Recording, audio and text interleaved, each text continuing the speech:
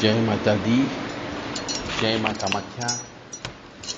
कामाख्ये वरदे देवी नीलपर्तवासिनी तम देवी जगत माता योनि मुद्रे नमस्तुते। कामाख्ये काम संपन्ने कामेश्वरी हर प्रिये काम नाम देहि में नित्यम कामेश्वरी नमस्तुते। कामदे काम रूपस्ते सुभगे सुर सेविते करोमि दर्शन देव्यम सर कामार सिद्धयेत। ओम महेशानी महामाये चामुंडे मुंडमालिनी आयु आरोग्य ऐश्वर्य देहि में देवी परमेश्वरी।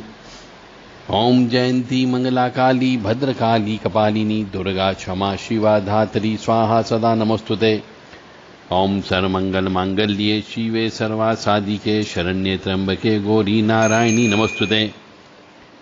दुर्गति नाशिनी दुर्गा जय जय, काल विनाशिनी काली जय जय, उमा रमा ब्रह्माणी जय जय, सीता राधा रुक्मणी जय जय।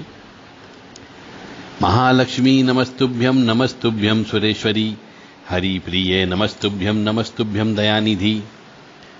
महालक्ष्मी नमस्तुभ्यं नमस्तुभ्यं सुरेश्वरी, हरि प्रिये नमस्तुभ्यं नमस्तुभ्यं दयानिधि। नमस्ते अस्तु महामाये श्रीपीठे सूरपूजिते, शंख चक्र गदा हस्ते महालक्ष्मी नमस्तुते। नमस्ते गरुड़ारूढ़े कोलासुर भयंकरी सर्पाफरे देवी महालक्ष्मी नमस्तुते।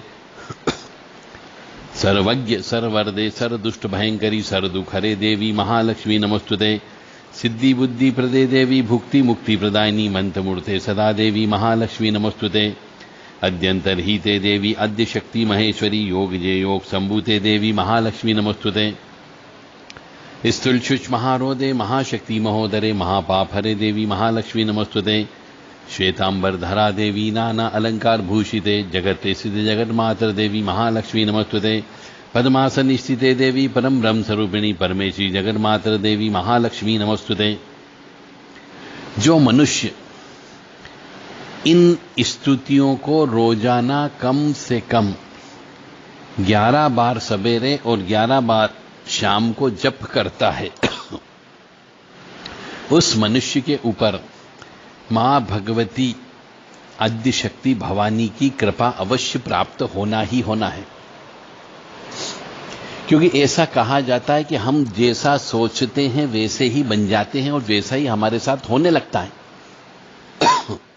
यह सब ऊर्जा का खेल होता है, वेव्स का खेल होता है। तो हम मंत्रों के माध्यम से अपनी ऊर्जा को ठीक करते हैं।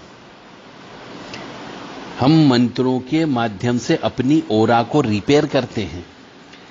हम मंत्र बोल करके हमारी ऊर्जा को उस ईश्वरी शक्ति तक पहुंचाने का प्रयास करते हैं और मंत्र बोल करके हम अपनी इच्छा शक्ति के माध्यम से उस शक्ति तक पहुंचने का प्रयास करते हैं जिसकी हम मंत्र बोलते हैं।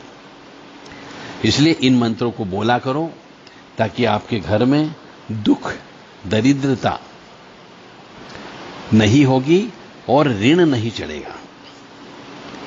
इन मंत्रों का रोजाना 30 मिनट सवेरे ब्रह्म मुहूर्त में सूर्य उदय के पहले और 30 मिनट सूर्यास्त के बाद अवश्य जप करें ताकि आपके ऊपर महाकाली महालक्ष्मी महासरस्वती की कृपा प्राप्त हो सके। देव राधा ट्रस्ट की तरफ से सत्यवाणी की प्रस्तुति।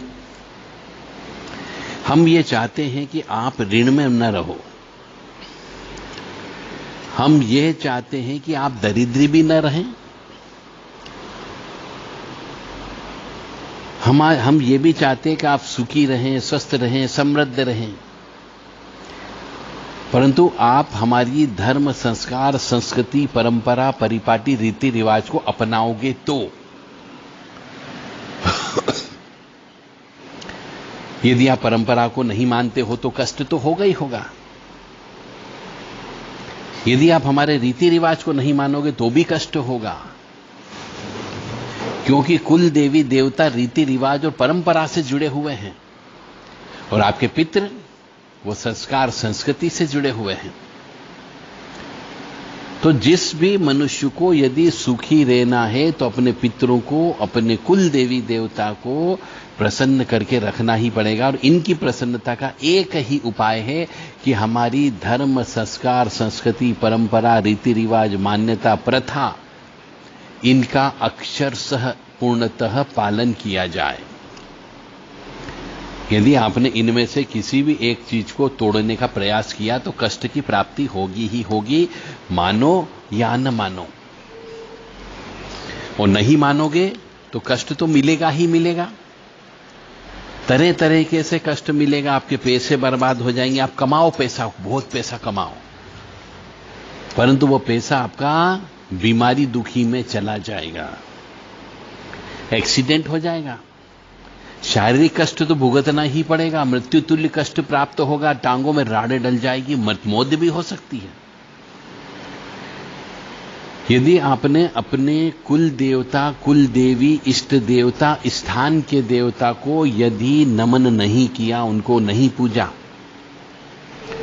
तो निश्चित तौर से कष्ट की प्राप्ति तो होगी ही होगी।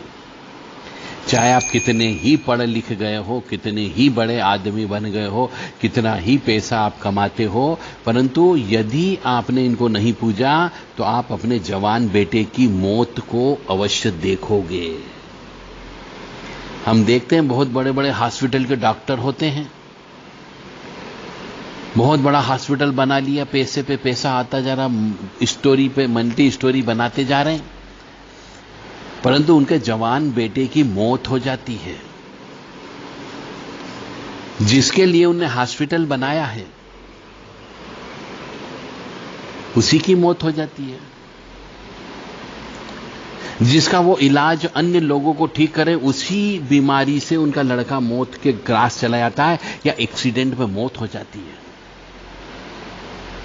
क्योंकि पाप की कमाई करते हैं और अपने गरूर में, पैसे के गुरूर में इतना आ जाते हैं कि वो हमारी धर्म, संस्कार, संस्कृति को भूल जाते हैं, कुल देवी देवता को भूल जाते हैं, और यहां तक कि माता पिता की मृत्यु होने पर उनको सिर्फ जलाने का काम भर कर देते हैं, उनकी राख और अस्थियां उठाने का काम भी नहीं करते, वो भी नौकर चाकर से करवा लेते हैं,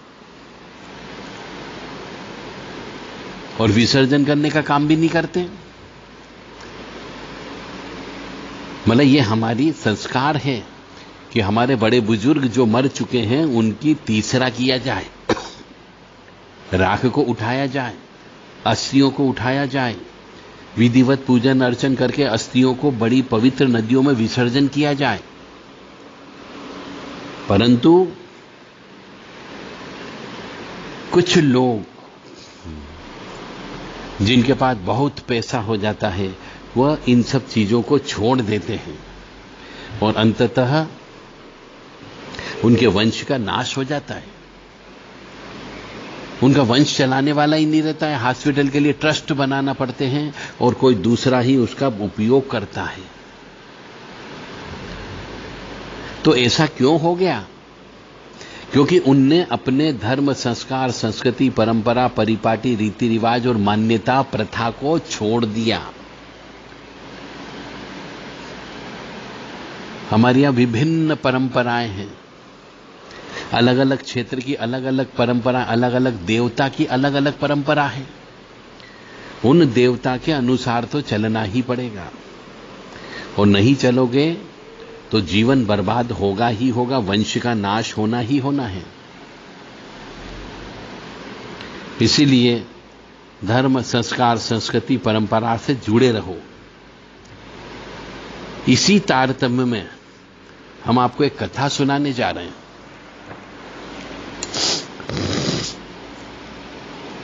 कथा का सार मैं पहले से ही बता देता हूं।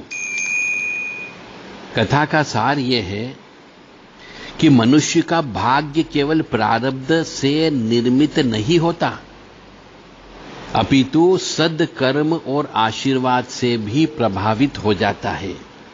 यानी पिछले जन्म का यदि प्रारब्ध कर्म आपका खराब है तो भाग्य तो बनता ही बनता है, परंतु उस भाग्य को आप काट भी सकते हो, भाग्य को बढ़ा भी सकते हो। पिछले जन्म के पाप कर्म के फलस्वरूप यदि आप दुर्भाग्यशाली हो तो इस जन्म में सदकर्म करके और किसी का आशीर्वाद प्राप्त करके आप उस दुर्भाग्य को काट सकते हो। मंदिरों की सेवा करो, मंदिरों में जाके झाड़ू पोंछा लगाओ तो दरिद्रता दूर होती है, ऐसा कहा जाता है, शास्त्र बोलते हैं। साधु संतों की सेवा करो, जो साधना कर रहे हैं उनकी सहायता करो, मदद करो। जो पूजा पाठ में लगे हुए, जो धर्म संस्कार संस्कृति को जमाए हुए हैं, उनकी यथासंभव आपको सहायता करना है। तो उसी तारतम्य में आपको कहानी सुना रहा हूं, शायद कहानी आपको समझ में भी आएगी कि हम अपने पिछले जन्म के प्रारब्ध कर्म, जो पाप कर्म हैं, उनको काट सकते हैं इस जन्म के सदकर्मों से। कहानी इस प्रकार से है कि एक बार महर्षि नारद जी वैकुंठ की यात्रा पर जा रहे थे। तो नारद जी को रास्ते में एक स्त्री मिली और बोली कि हे मुनिवर, आप अधिकांशतः भगवान श्रीमन नारायण से मिलने के लिए जाते रहते हैं, उनसे जरा पूछ तो सकते हो कि मेरे घर कोई औलाद नहीं है। आप प्रभु से इस संबंध में अवश्य पूछना कि मेरे यहां बच्चा उत्पन्न होगा या नहीं होगा। शादी को 10-15 साल हो गए हैं पर अभी तक बच्चा नहीं हुआ है।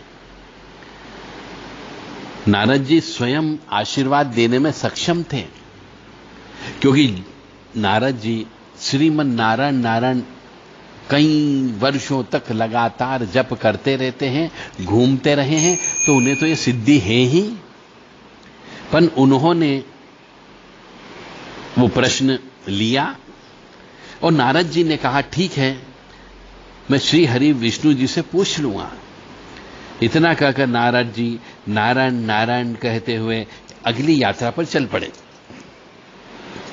वैकुंठ पहुंचकर नारायण जी ने वैकुंठ पहुंचकर नारायण जी ने नारद जी से जब कुशलता पूछी तो नारद जी बोले, जब मैं आ रहा था तो रास्ते में मुझे एक स्त्री मिली जिसके घर कोई औलाद नहीं है। तो उसने मुझे आपसे पूछने को कहा है कि उसके घर पर औलाद कब होगी। तो श्री नारायण जी बोले, तुम उस औरत को जाकर बोल देना कि उसकी किस्मत में औलाद का सुख नहीं है। नारद जी जब वापस लौट रहे थे तो वह स्त्री बड़ी बेरबसी से नारद जी का इंतजार कर रही थी। स्त्री ने नारद जी से पूछा कि प्रभु, नारायण ने क्या जवाब दिया। इस पर नारद जी ने कहा कि श्री प्रभु ने कहा है कि आपके घर कोई औलाद नहीं होगी। यह सुनकर स्त्री जो है तेज तेज आवाज में और रोने लगी और नारद जी चल दिए।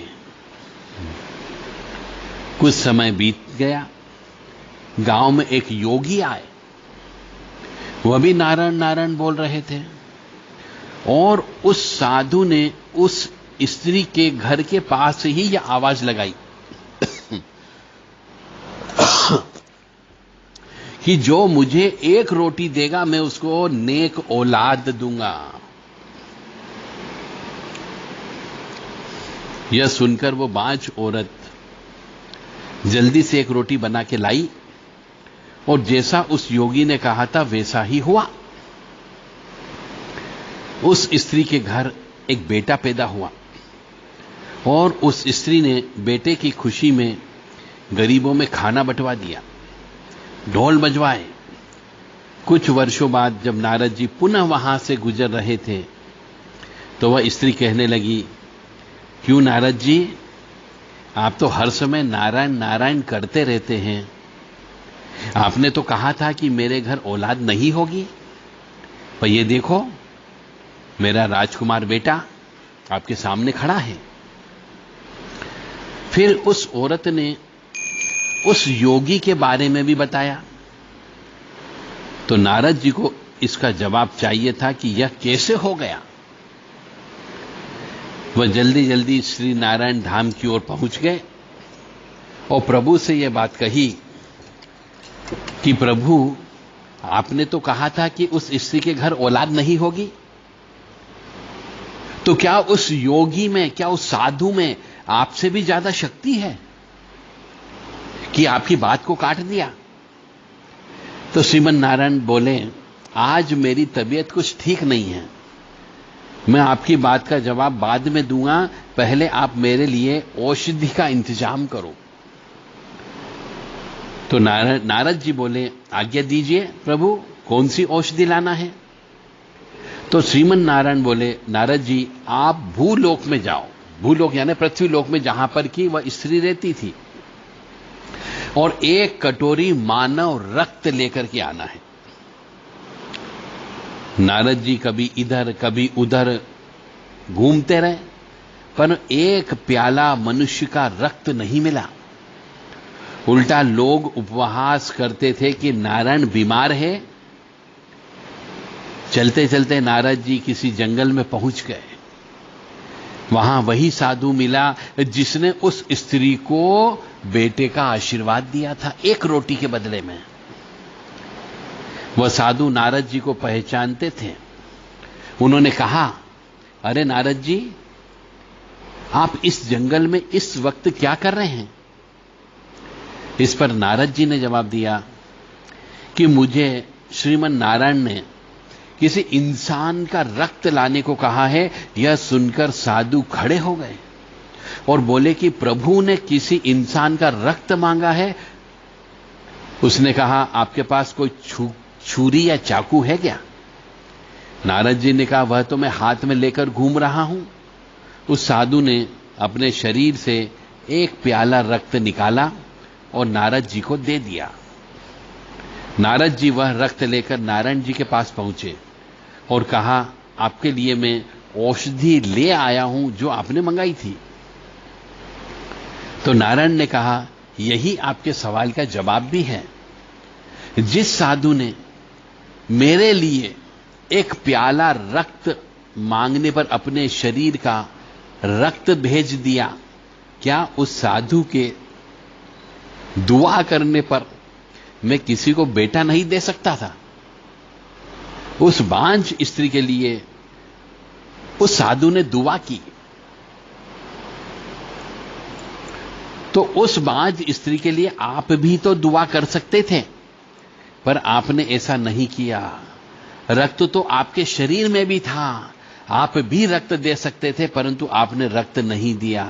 तो कहने का अर्थ यहां पर यह है कि मनुष्य का भाग्य केवल प्रारब्ध में निर्मित नहीं है, अपितु सदकर्म और आशीर्वाद से भी अपना कर्म को बदल सकते हो, अच्छा कर सकते हो। जो प्रारब्ध में लिखा है उसको भी टाला जा सकता है, हटाया जा सकता है, बशर्ते कि आप में उतनी हिम्मत हो। जैसे बहुत से मनुष्य कहते हैं कि जो भाग्य में लिख दिया है उसको कौन टाले, कर्म का लेख कौन मिटाए। परंतु व्यक्ति में साहस होना चाहिए, हिम्मत होना चाहिए, तो वह अपने कर्म के लेखों को बदल सकता है, बशर्ते कि उसमें साहस हो, हिम्मत हो, धर्म के प्रति आस्थावान हो और मेहनत करने की लालसा हो। जय माता दी, जय मां कामाख्या। ओम क्लीं कृष्णाय नमः। ओम नमो भगवते वासुदेवाय। ओम नमो नारायणाय।